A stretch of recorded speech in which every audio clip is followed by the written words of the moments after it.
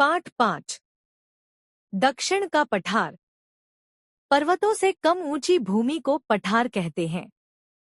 पठार का ऊपरी भाग लगभग समतल होता है।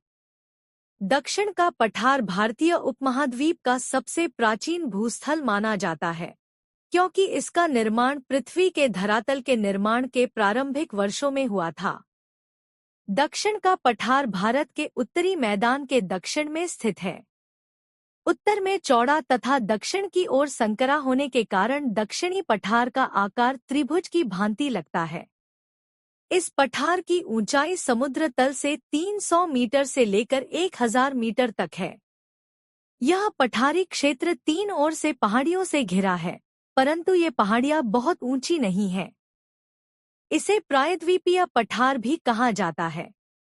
यह पश्चिम में पश्चिमी घाट की पहाड़ियों तथा पूरब में पूर्वी घाट की पहाड़ियों से घिरा है। पश्चिमी घाट की पहाड़ियां पूर्वी घाट की पहाड़ियों से अधिक ऊंची हैं। प्रायद्वीपीय पठार की सबसे ऊंची चोटी नीलगिरी की पहाड़ियों में स्थित अनायमुदी है। इसकी ऊंचाई 2695 मीटर है। यह चोटी केरल राज्य में स्थित है। पूर्वी घाट की पहाड़ियां विभिन्न नदियों के मार्ग में आने के कारण बीच बीच में कटी हुई हैं। दक्षिण के पठारी क्षेत्र को 4 भागों में बांटा जा सकता है। 1. उत्तर पश्चिमी भाग। 2. उत्तर पूर्वी भाग। 3. मध्यवर्ती भाग। 4. दक्षिणी भाग। उत्तर पूर्वी भाग। उत्तर पूर्वी भाग के अंतर्गत महानदी की घाटी में स्थित क्षेत्र, छोटा नागपुर का पठार एवं बस्तर के क्षेत्र सम्मिलित है। इस क्षेत्र की प्रमुख नदी महानदी है, जिस पर प्रसिद्ध हीराकुड बांध का निर्माण किया गया है। सोन, स्वर्णरेखा व दामोदर इस पठार की अन्य प्रमुख नदियां हैं। दामोदर नदी के दक्षिण में रांची का पठार विस्तृत है। यहाँ पर ग्रेनाइट व नीस चट्टानें पाई जाती है।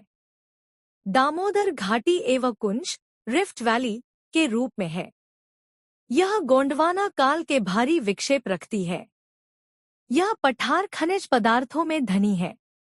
कोयला, अभ्रक और लोहा यहाँ के प्रमुख खनिज हैं। मध्यवर्ती भाग। दक्षिण के मध्यवर्ती पठारी भाग की प्रमुख नदियां गोदावरी तथा कृष्णा है। इसकी उत्तरी सीमा नर्मदा नदी से बनती है। नर्मदा और तापी नदियों के बीच सतपुड़ा की पहाड़ियां हैं। नर्मदा और तापी नदियां पश्चिम की ओर बहकर अरब सागर में गिरती हैं, जबकि गोदावरी तथा कृष्णा नदियां पूरब की ओर बहकर बंगाल की खाड़ी में गिरती हैं। गोदावरी दक्षिण भारत की सबसे प्रमुख नदी है। इस क्षेत्र में काली मिट्टी पाई जाती है, जो कपास की खेती के लिए बहुत उत्तम मानी जाती है। यह क्षेत्र भी लोहा इस्पात उद्योग के लिए प्रसिद्ध है।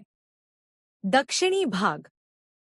प्रायद्वीपीय पठार का दक्षिणी भाग कृष्णा नदी के दक्षिण में स्थित है। इसका विस्तार भारत के सुदूर दक्षिण तक है। पूर्वी घाट की पहाड़ियों के बीच स्थित यह क्षेत्र दक्षिण की ओर संकरा होता गया है। नीलगिरी की पहाड़ियों के आसपास पश्चिमी घाट तथा पूर्वी घाट की पहाड़ियों आपस में मिल जाती हैं। कावेरी इस क्षेत्र की प्रमुख नदी है। इसी भाग में शरावती नदी पर विश्व प्रसिद्ध जोग प्रपात है। सोने की विश्व प्रसिद्ध कोलार की खान भी इसी भाग में स्थित है। कावेरी नदी पर मैटूर बांध बनाया गया है। कावेरी नदी मुख्य रूप से तमिलनाडु और कर्नाटक में बहती है। इस भाग में वर्षभर लगभग एक जैसा मौसम रहता है। उटकमंड, ऊटी तथा कोडाइकनाल यहाँ के प्रसिद्ध पर्वतीय नगर हैं। इसके पश्चिमी भाग में वर्षा अधिक होती है तथा घने जंगल पाए जाते हैं। यहाँ साल तथा चंदन के वृक्ष बहुतायत में पाए जाते हैं। इन वनों में अनेक जंगली जानवर पाए जाते हैं। यहाँ हाथी भी काफी संख्या में पाए जाते हैं, जिनसे लकड़ी के बड़े बड़े लट्ठे ढोने का काम लिया जाता है। इसके मध्य भाग में वर्षा कम होती है तथा लोग मुख्य रूप से तालाबों के पानी से सिंचाई करते हैं। इस क्षेत्र में कपास, गन्ना, तंबाकू, मूंगफली, रबड़ आदि की खेती होती है। हैदराबाद बंगलुरु तथा मैसूर इस क्षेत्र के प्रमुख नगर हैं। सामूहिक चर्चा दक्षिण का पठार 4 भागों में वर्गीकृत किया गया है। इसकी विस्तृत जानकारी प्राप्त करने के लिए अपने अध्यापक से चर्चा कीजिए। उत्तरी भारत एवं दक्षिणी भारत की नदियों की तुलना। उत्तरी भारत की नदियां सदानीरा हैं, क्योंकि ये नदियां हिमानियों से निकलती हैं तथा इन नदियों में वर्षभर प्रचुर मात्रा में जल होता है। वर्षा ऋतु में उत्तरी भारत की नदियों के मैदानी क्षेत्र में कभी कभी बाढ़ आ जाती है। दक्षिण भारत की नदियों को मौसमी नदी कहा जाता है, क्योंकि ये नदियां केवल वर्षा से जल प्राप्त करती हैं। शुष्क ऋतु में इन नदियों में पानी की मात्रा काफी कम हो जाती है।